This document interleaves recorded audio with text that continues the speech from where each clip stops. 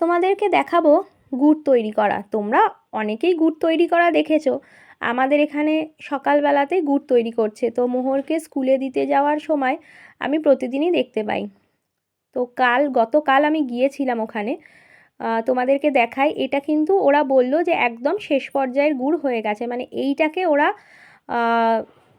ইয়ে থেকে নামিয়ে, মানে কাঠের জাল থেকে নামিয়ে দেবে, দিয়ে 1 ঘন্টা মতো ঠান্ডা করলেই নাকি ওদের যে গুড়টা ওরা বিক্রি করে সেটা তৈরি হয়ে যাবে। তো দেখো কীরকম করে জাল দিচ্ছে।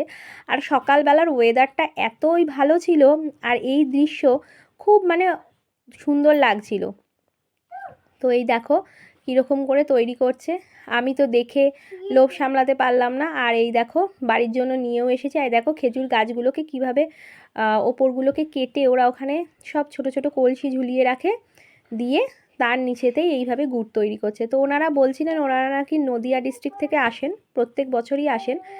তো আমাদের এই কীর্ণাহারের ওখানে তৈরি করা এই দেখো যে গুড়টা হয়ে গেছে সেই গুড়টা ওরা আর কি বিক্রি করছে। তো তারও কিছু ছবি তোমাদেরকে দেখালাম। আর এইটা একদম জাল কমপ্লিটের পর যেটা হয়েছে সেইটাই তোমাদেরকে দেখালাম। আরেক জায়গায় দেখছিলাম পাটালিও করছে, তো তোমাদেরকে পরের দিনকে দেখাবো সেটা।